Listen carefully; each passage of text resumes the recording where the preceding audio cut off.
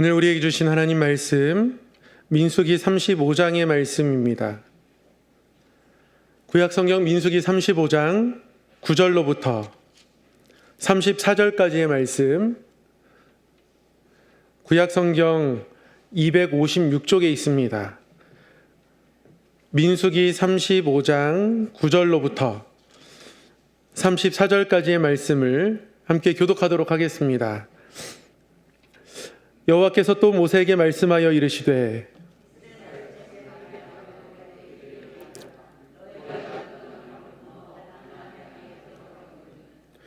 너희를 위하여 성읍을 도피성으로 정하여 부지 중에 살인한 자가 그리로 피하게 하라.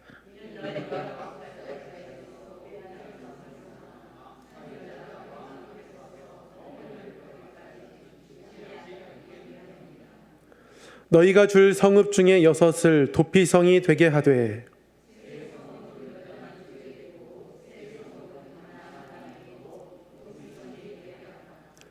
이 6성읍은 이스라엘 자손과 타국인과 이스라엘 중에 거류하는 자의 도피성이 되리니 부지 중에 살인한 모든 자가 그리로 도피할 수 있으리라.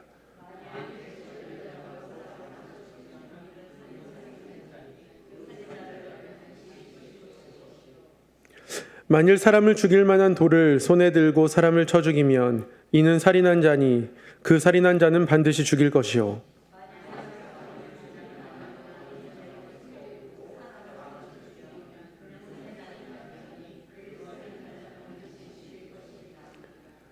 피를 보복하는 자는 그 살인한 자를 자신이 죽일 것이니 그를 만나면 죽일 것이요.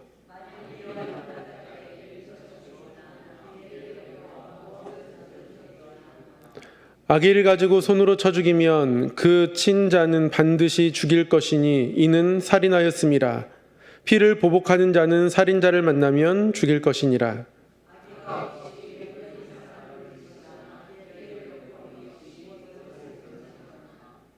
보지 못하고 사람을 죽일 만한 돌을 던져서 죽였을 때 이는 악의도 없고 회하려 한 것도 아닌즉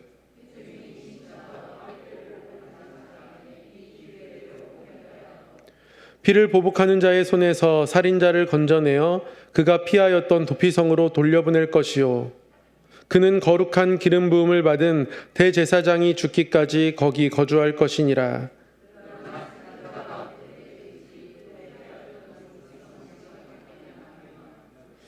피를 보복하는 자가 도피성 지경 밖에서 그 살인자를 만나 죽일지라도 피 흘린 죄가 없나니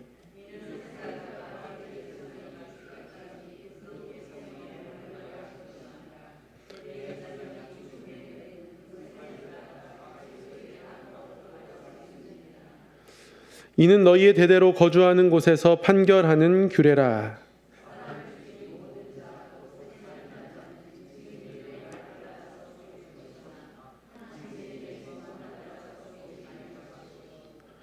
고의로 살인죄를 범한 살인자는 생명의 속전을 받지 말고 반드시 죽일 것이며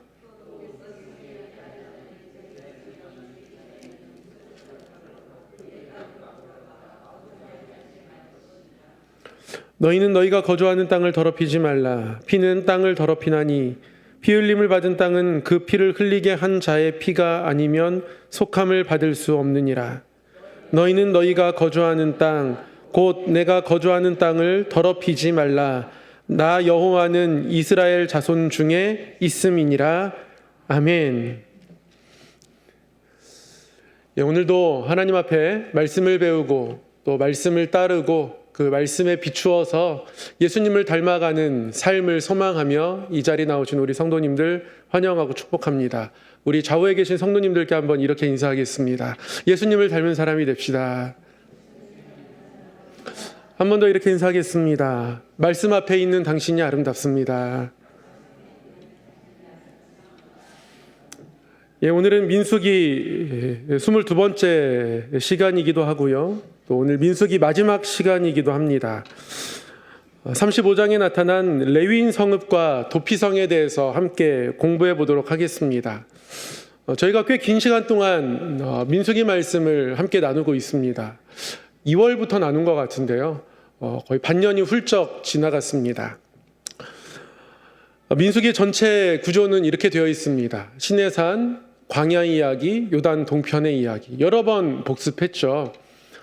시내산에서 인구조사를 한 이후에 출발해서 광야, 특별히 바란 광야에서 꽤 오랜 시간을 보냈었고요. 그리고 신광야를 지나서 이제 요단 동편에 도착하게 되고 이후에 여호수아에서 요단강을 건너서 약속의 땅에 들어가게 되죠. 지난주의 말씀을 통해서 지금까지의 여정들을 살펴보았습니다. 근데 특별히 민수기 33장은 지금까지의 여정 가운데 하나님이 하셨던 일들도 물론 귀하지만 하나님이 하신 일들을 바라보고 붙잡으면서 그들이 애굽 땅에 돌아가거나 그 자리에 주저하지 않고 끝까지 하나님의 말씀을 따라 떠나라 하면 떠나고 또 진영을 치라 하면 진영을 치고 불평하고 때로는 연약한 모습을 보이는 백성들이었지만 하나님의 인도하심을 따라 그래도 끝까지 이 요단 동편, 요단강을 건너기 직전까지 따라왔음을 하나님께서 말씀을 통해 기록하시고 그 또한 매우 귀한 모습임을 함께 나누었습니다. 그래서 지난주 말씀을 통해서 우리가 떠남을 반복했던 이스라엘 백성들의 여정을 돌아보면서 하나님의 약속을 통해 떠남을 반복했던 이러한 여정이 여전히 우리에게도 이제 현재 진행형이라는 것, 구원받은 성도로 살아간다는 것은 이러한 떠남을 계속 이어가는 것, 그래서 죄에서 옛사람에서 세상의 가치에서 떠나고자 하는 도전들을 우리가 늘 해야 하고 이런 도전들을 이어가는 순례자의 정체성이 우리 가운데 있어야 한다는 것을 지난주 말씀 가운데 함께 나누었습니다. 이어서 하나님은 이제 지파별로 땅을 미리 분배하십니다. 제비 뽑아서 지파별로 차지할 땅을 나누어 주십니다. 차지할 땅의 성읍의 수는 지파별로 인구조사했던 인구수에 비례하겠지만 누가 산지에 갈지, 어느 지파가 바닷가에 갈지, 어느 지파가 산 중턱에 있을지, 평지에 갈지 하나님 지파별로 제비 뽑아서 정하게 하십니다. 하나님의 주권 가운데에 그렇게 이스라엘 백성들을 이끌어 가시죠. 그래서 각 지파별로 지도자가 나와서 땅을 제비 뽑고요. 누가 어느 지역에서 어느 지역까지 거할지 하나님이 경계선을 나누어 주십니다. 요단강을 건너기 전에 하나님은 건너가서 차지할 땅을 미리 이러한 방식으로 바라보게 하시는 것이 34장에 나오고요. 그런데 지파별로 땅을 분배했는데요. 레위인들이 거할 땅이 여기에는 해당되지가 않습니다. 35장에는 레위인 성읍에 대해서 다시 한번 자세히 이제 설명하게 돼요. 그래서 오늘 우리가 35장의 말씀을 함께 읽었습니다. 레위인들은 어디에 거주하게 됩니까? 두 번째 인구조사 때도 한번 설명을 드렸습니다. 레위인들은 그들만의 땅이 따로 없습니다. 12지파가 분배받은 땅에서 레위인들에게 성읍들을 각각 떼어주어야 합니다. 그래서 레위인들은 각 지파에 흩어져 살게 됩니다. 하나님께서 레위인들의 성읍에 대해서 이렇게 말씀하세요. 너희가 레위인에게 모두 48성읍을 주고 그 초장도 함께 주되 너희가 이스라엘 자손의 소유에서 레위인에게 너희가 성읍을 줄 때에 많이 받은 자에게서는 많이 떼어서 주고 적게 받은 자에게서는 적게 떼어 줄 것이라. 각기 받은 기업을 따라서 성읍들을 레위인들에게 줄지니라. 하나님이 이렇게 말씀하십니다. 각 지파가 레위인들에게 성읍을 나누어 주어야 합니다. 이 방식을 보면 하나님이 이들을 각 지파에 흩어져 살길 원하는 모습, 그것을 기대하는 것을 알 수 있기도 하고요. 그런데 땅을 나누어 주는 방식을 여기가 레위인의 성읍이다. 하나님이 지정해 주실 수 있으세요. 그러나 하나님은 지정해 주지 않으십니다. 지파들에게 땅을 나누어 주시고 그리고 그들에게 부여된 땅들 중에 일부를 레위인 성읍으로 그들 스스로 할당해서 주어라 이렇게 말씀하십니다. 하나님이 직접 지정하시면 더 심플한데요. 더 명료한데요. 하나님은 그러한 방식을 취하지 않으세요. 더 나아가 레위인에게 줄 성읍에 대해서 6절은 이렇게 말씀하고 있습니다. 너희가 레위인에게 줄 성읍은 살인자들이 피하게 할 도피성으로 6성읍이요 그 외에 42 성읍이라. 그러니까 48성읍 중에 6성읍은 도피성이다, 이렇게 말씀하고 계십니다. 48성읍 중에 42성읍과 6개의 성읍을 이렇게 분리하고 계십니다. 레위인 성읍에 대해서 정리를 해보면 12지파의 땅들에 흩어져서 거주하게 되고요, 총 48성읍이 되죠. 하나님이 이렇게 흩어져서 거주하게 하신 이유는 너무 분명합니다. 이스라엘 백성들이 여기까지 오는 동안 그들이 진을 칠 때에 하나님께서 한 가지 규칙을 주셨어요. 각 지파별로 진을 쳐야 할 장소를 지정하셨지만 방향을 분명하게 명시해 주셨습니다. 방향은 하나님께서 그들 가운데 주신 율법이 있고 돌판이 있는 말씀이 있는 그 성막을 향하여서 진을 쳐라, 하나님 그렇게 말씀하십니다. 남향이 좋다, 동향이 좋다, 다 필요 없습니다. 방향은 단 하나입니다. 그들의 회막의 문이, 그들의 장막의 문이 향할 곳은 단 하나, 하나님의 말씀 있는 성막을 향하여. 하나님 그렇게 진을 치게 하셨거든요. 그러한 방식으로 여기까지 왔습니다. 이들이 12지파의 땅들, 각 땅들을 다 제비 뽑아서 정해진 이후에 자기의 땅에 흩어져서 거주할지라도 그들이 바라봐야 하는 곳은 하나님을 예배하는 자리인 겁니다. 그래서 그들 가운데 레위인들이 흩어져서 살게 하신 거예요. 아까도 말씀드렸지만 그 방식을 하나님이 레위인들의 성읍을 지정하는 방식이 아닌 너희들의 받은 성읍 중에서 레위인들의 성읍을 떼어주어라 말씀하고 계십니다. 이렇게 말씀하신 이유는 그들이 하나님을 예배하는 예배의 본질이 헌신이기 때문에 그렇습니다. 예배는 헌신입니다. 물론 모든 성도들이 예배의 자리에 은혜 받기를 사모하며 나옵니다. 그렇지 않나요? 예배 가운데 은혜 받았으면 좋겠고 하나님의 품을 경험했으면 좋겠고, 저 또한 마찬가지입니다. 부족하지만 준비한 말씀을 통해서 성도님들이 은혜 받았으면 좋겠고, 우리를 사랑하시는 하나님의 사랑의 품을 경험했으면 좋겠고, 그 사랑의 품이 우리 안에 가득 넘쳐서 그 사랑의 품으로 이웃과 세상을 또 서로를 품을 수 있었으면 좋겠다, 늘 바라고 기도합니다. 그런 마음이 잘못된 것은 아닙니다.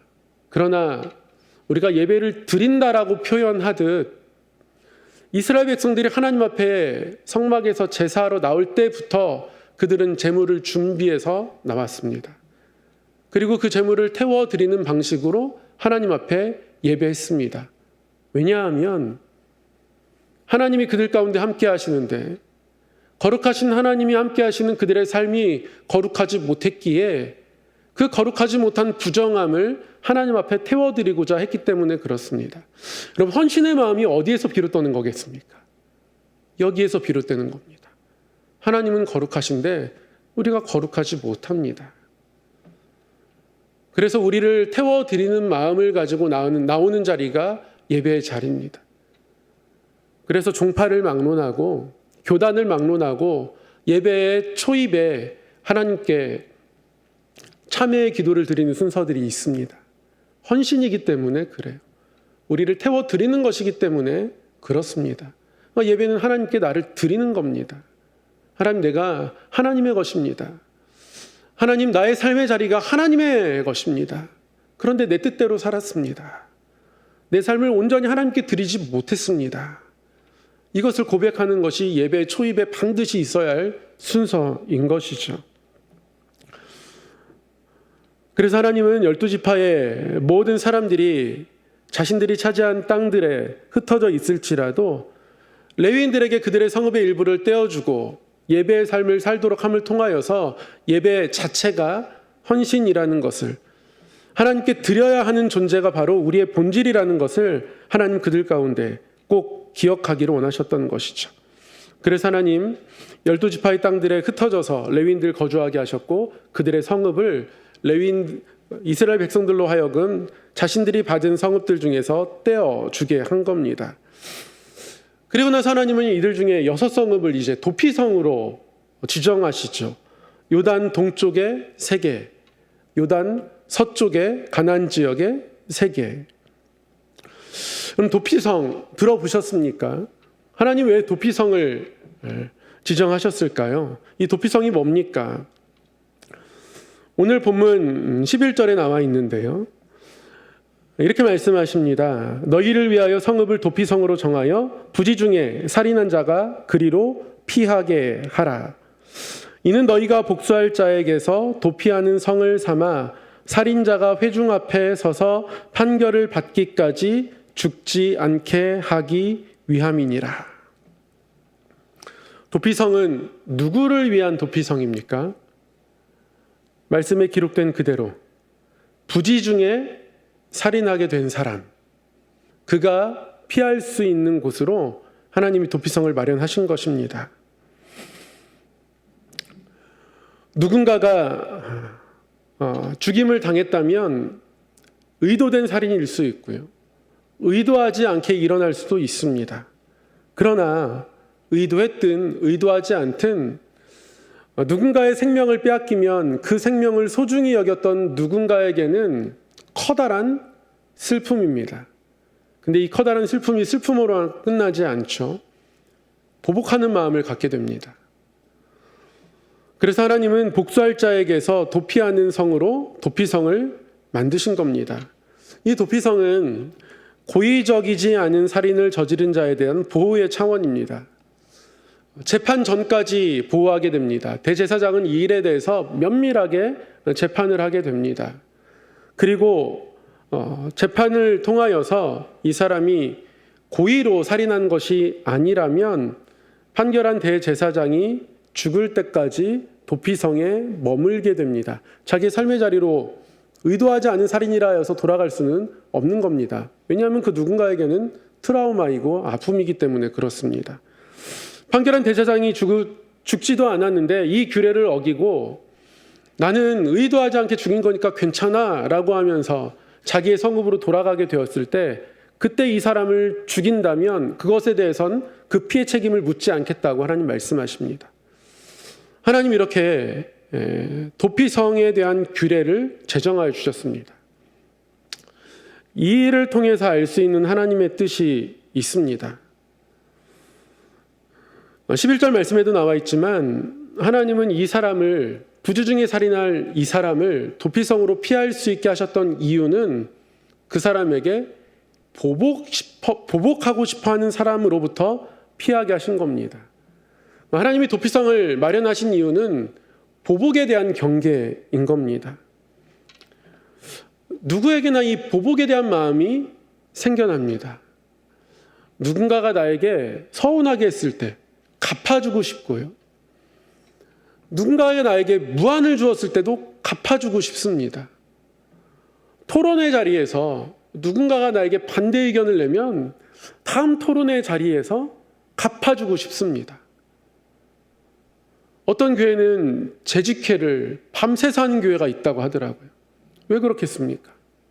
보복하고 싶은 거예요. 하나님의 뜻을 구한다 하지만 내 뜻을 관철하기 위해서 성도들끼리 계속 싸우는 겁니다.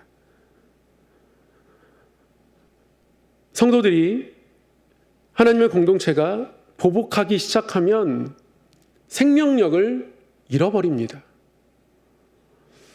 왜 그렇겠습니까? 보복하면서 사랑할 수는 없는 것이거든요. 보복을 하면 할수록 사랑이 메말라가지 않겠습니까? 그래서 하나님은 도피성을 통하여서 아주 강력한 보복이 있을 수밖에 없는 상황 속에서 다른 물건들은 다 물건으로 갚아주면 되지만 하나님께서는 생명을 사랑하십니다. 그런데 부지 중에 살인한 것에 대해서 생명으로 갚을 수 없습니다. 물론 의도적인 살인에 대해서는 생명을 생명으로 갚게 하십니다. 그러나 부지 중에 일어난 살인에 대해서는 그 생명을 지키고자 하십니다. 그래서 이 도피성법을 통해서 우리가 한 가지 더 알 수 있는 것은요, 하나님의 생명에 대한 사랑입니다. 하나님은 생명을 사랑하십니다. 아끼세요. 보복으로서 생명의 대가로 다른 누군가의 생명을 해하는 것을 하나님이 막고자 하시는 거예요. 생명을 생명으로 갚는 것이 정당할 수 있지만, 의도된 살인이라면 그럴 수 있지만, 그러나 의도하지 않은 살인에 대해서는 그 생명을 보호하고 싶어 하는 겁니다.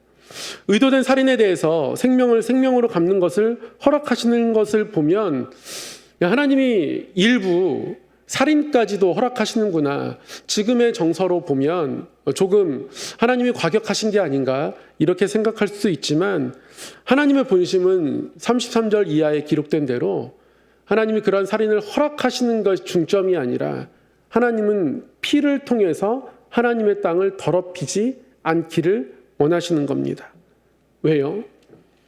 34절 끝절 말씀처럼 나 여호와가 이스라엘 중에 있기 때문에 그렇습니다. 하나님이 계신 성읍이기 때문에 그래요. 하나님이 함께 하시는 공동체이기 때문에 그렇습니다.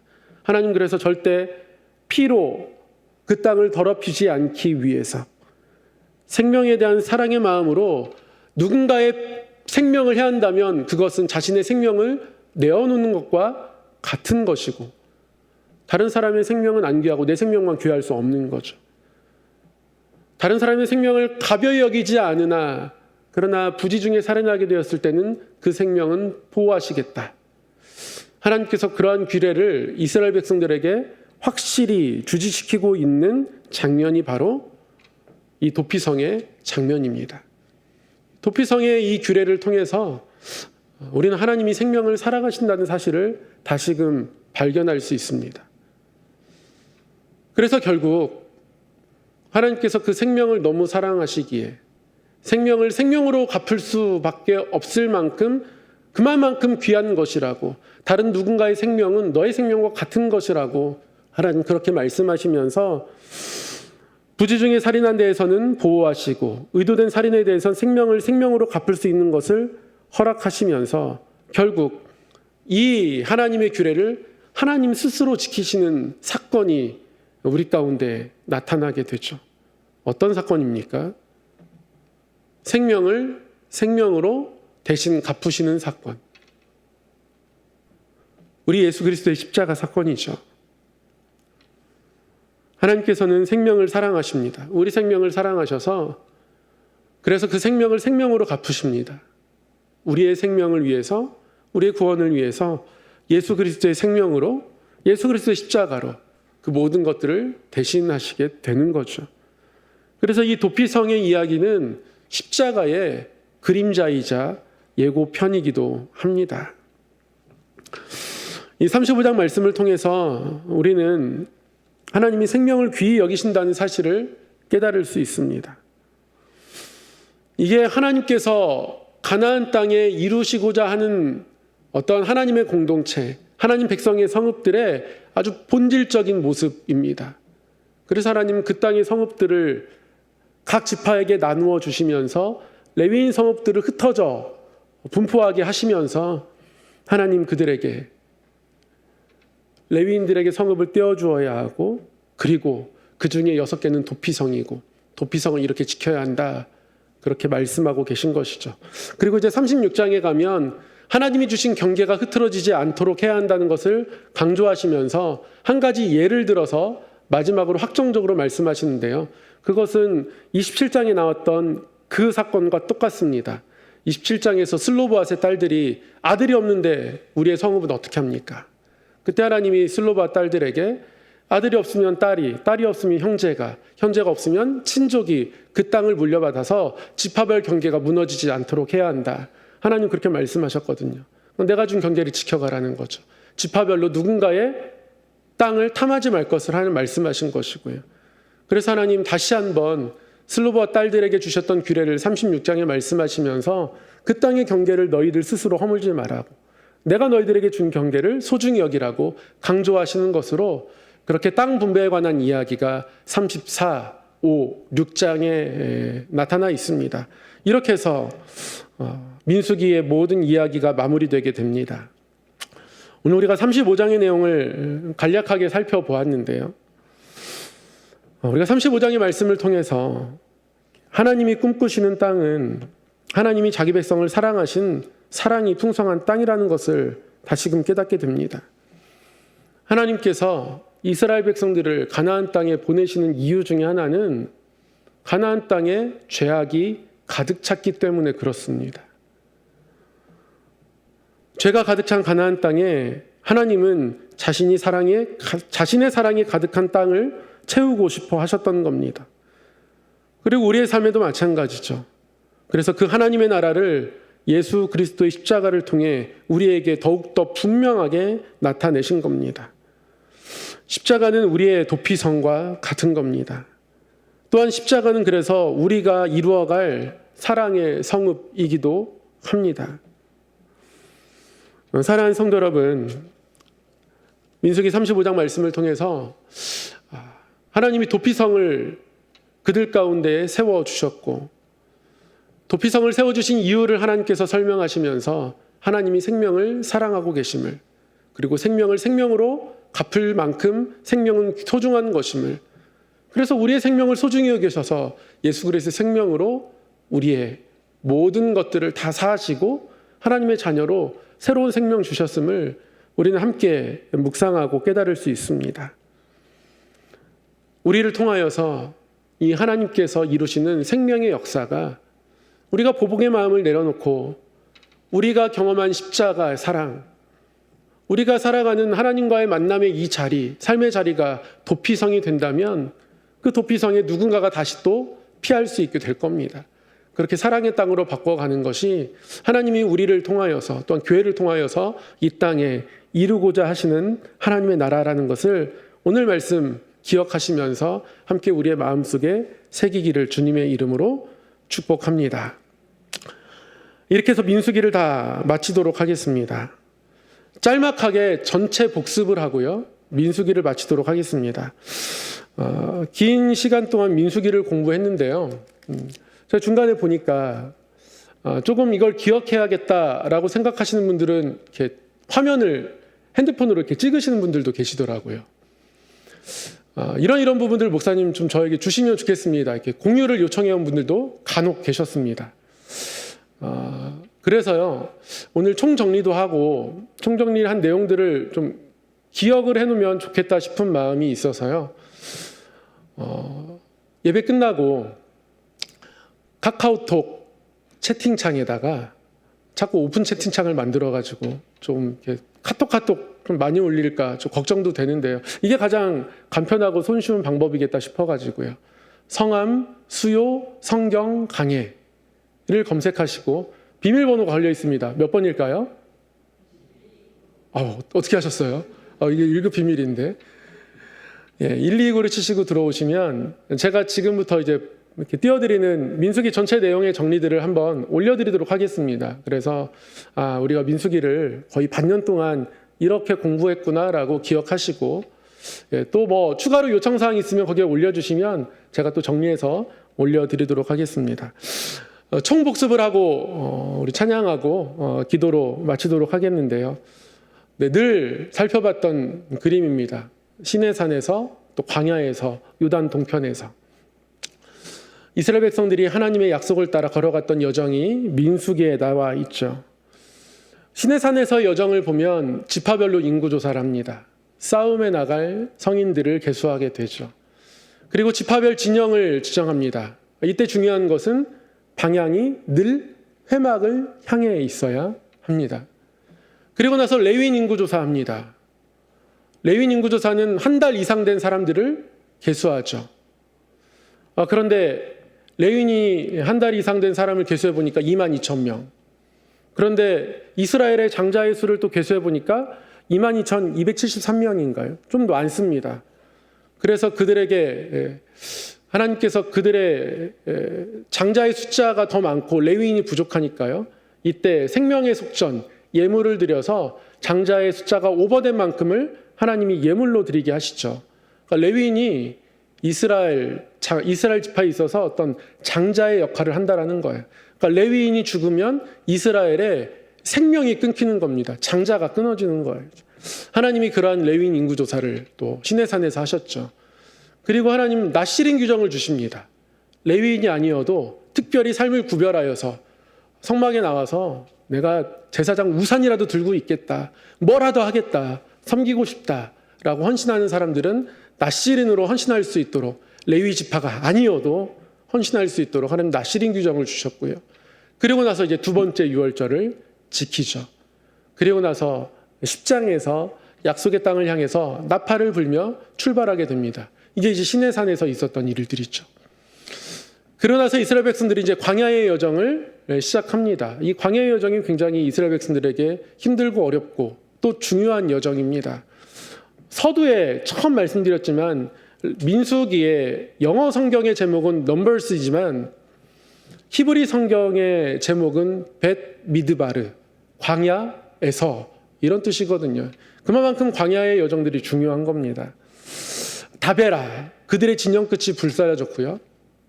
고기가 없다고 불평하며 하나님 앞에 투정했던 기브롯 핫다와 탐욕의 무덤이란 뜻이죠. 아론과 미리암이 모세가 구스 여인과 결혼했다고 해서 정죄해야 하는 곳, 그곳 하세롯이라는 곳입니다. 그리고 바란 광야 가데스에서 약속의 땅을 향해 정탐꾼을 보내게 되죠. 이것이 이스라엘 백성들이 광야의 긴 시간을 방황하게 되는 단초가 되죠. 40일 동안 그 땅을 정탐했으나 우리가 그 땅에서 절대로 이길 수 없다. 우리는 메뚜기와 같다. 이렇게 하나님 앞에 또 사람 앞에 이들이 믿음 없이 보고했을 때 이것 때문에 결국 이스라엘 백성들은 40일을 1년으로 환산하여 40년 동안 광야를 헤매게 됩니다. 그리고 고라 자손의 반역이 있고요. 그때 아론이 연병이 그들 가운데 돌지만 향로를 들고 나아가서 그들을 위하여 중보하고 하나님께서 아론의 지팡이에 싹이 나게 하셔서 아론의 리더십을 확증하여 주시는 이야기가 바란 광야에서 있었고요. 바란 광야를 지나서 가나안 땅에 거의 다다를 무렵 이제 신광야에 들어서게 됩니다. 여기서 미리암이 죽게 되고요. 이스라엘 백성들이 물 없어서 불평할 때 무리바 물 사건이 있죠. 모세가 이때 분노를 참지 못하고 하나님이 반석에서 물을 내게 하라 했는데 반석을 가리켰어야 되는데 분노를 담아서 바위를 크게 2번 내리치게 됩니다. 이 때문에 모세는 또 약속의 땅에 들어가지 못하게 되죠. 무리바 물 사건이 있습니다. 에돔을 통과하면 이스라엘 백성들이 좀 편하게 갈 수 있는데요. 근데 에돔이 그 길을 통과할 것을 허락하지 않죠. 그래서 먼 길을 돌아가게 됩니다. 아론이 죽게 되고요. 또 먼 길을 돌아가는 것 때문에 이스라엘 백성들이 불평합니다. 이 하찮은 음식 그만 먹고 싶다. 불평하고 그때 하나님께서 그들에게 불뱀을 보내시죠. 그리고 불뱀에 물린 사람들이 죽게 되는데요. 하나님께서 노뱀을 바라보는 자들이 다시 나을 수 있도록 생명을 잃지 않도록 구원의 길을 열어주십니다. 그래서 그때 왜 그들을 물었던 뱀의 형상을 매달게 했을까? 이 뱀의 형상을 통해서 우리가 하나님 앞에 가지고 있는 죄와 허물 그리고 그 십자가까지도 함께 바라보기를 원하시는 마음이 이 말씀 가운데 있음을 함께 나누었습니다. 이렇게 불뱀 노뱀 사건을 겪은 이후에 이들이 요단 동쪽으로 우회해서 요단 동편 일부분을 점령하게 됩니다. 그렇게 해서 신광야의 생활을 마무리하게 되고요. 요단 동편에 와서 발람의 예언이 나오고요. 그러나 시딤 음행 사건이 또한 나오죠. 이때 비느하스가 하나님의 질투심으로 질투하며 음행한 사람을 처단하면서 내가 이 비느하스로 말미암아 화평의 언약을 맺겠다라고 하나님께서 말씀하시죠. 이후에 두 번째 인구조사가 있고요. 모세의 마지막 사명인 미디안 전쟁, 이스라엘 백성들로 음행하게 한 미디안을 하나님 심판하십니다. 그리고 요단 동편에 몇몇 지파들이 머물게 되죠. 르우벤 지파와 므낫세 지파와 갓 지파. 그래서 므낫세 지파는 반 지파, 그들의 절반이 요단 동편에 머물게 됩니다. 그리고 나서 요단 동편에 머물 지파들을 확정한 이후에 단 하나님은 조건을 내세우셨죠. 요단 강 건너서 요단 서편을 점령하는 모든 일들 가운데 요단 동편의 지파들이 앞장서서 끝까지 함께해야 한다라고 단서를 다시며 요단 동편 지파들을 확정해 주셨고 이후에 약속의 땅을 분배하고 레위인 성읍, 또 도피성을 마련하는 것으로 요단 동편의 모든 일들이 끝맺습니다. 이렇게 해서 민수기를 마무리하게 하게 됩니다. 제가 민수기 말씀들을 나눴던 제목들을 쭉 이제 혼자서 오늘 오후에 넘겨보면서요, 그런 생각이 들더라고요. 광야는 메마른 곳이다. 그러나 하나님 계신 곳이다. 때로는 인내하며, 때로는 기뻐하며, 때로는 감사하며 하나님의 뜻을 따라 걷는 곳, 그곳이 광야다. 광야는 척박한 곳이다. 그러나 하나님 계신 곳이다. 때로는 방향을 잃고, 때로는 굽어도는 길을 걷지만 더욱 하나님을 알게 되는 곳, 그곳이 광야다. 민수기의 여정을 보면서 우리의 삶이 광야와 같을 때가 있지만, 광야가 하나님 없는 곳이 아니라 하나님 계신 곳이고 하나님 더 알 수 있는 곳, 그곳이 광야라는 사실을 다시금 깨닫게 됩니다. 광야에서 우리가 해야 할 것은 하나님을 사모하는 겁니다. 하나님, 이곳에 함께 계신 하나님을 내가 사모합니다. 하나님의 일들을 보여주십시오. 하나님, 환경이 왜 이렇습니까? 도대체 왜 이런 광야가 나에게 있습니까? 그런 마음도 우리에게 들죠. 연약한 인간이니까요. 그러나 광야에서 본질적으로 우리가 품어야 하는 마음은 광야가 하나님 계신 곳, 그래서 하나님을 더 알 수 있는 곳, 그런 광야의 자리로 우리의 삶을 때로는 인도하시지만 그곳에서 더 하나님의 뜻으로 우리의 삶을 채워가고 더 하나님의 사람으로 굳게 세워지는 은혜가 저에게도 우리 모든 성도님들에게도 있기를 주님의 이름으로 축복합니다. 네, 지금까지 인도하신 하나님의 인도하심을 바라보고 그 인도하심을 구하면서 우리 찬양하고 기도하겠습니다. 사랑의 하나님 아버지, 우리가 이 땅의 순례자로 살아가지만 그러나 우리를 홀로 두지 아니하시고 우리 가운데 함께 하시는 하나님이시라고 말씀하여 주시니 감사합니다. 나 여호와가 이스라엘 자손 중에 있음이니라 말씀하시며 우리 가운데 계신 하나님을 나타내셨으니 우리의 삶이 어디를 걸을지라도, 어떤 상황에 놓일지라도, 어떤 광야에 있을지라도 하나님을 알기 원합니다. 하나님을 따라가길 원합니다.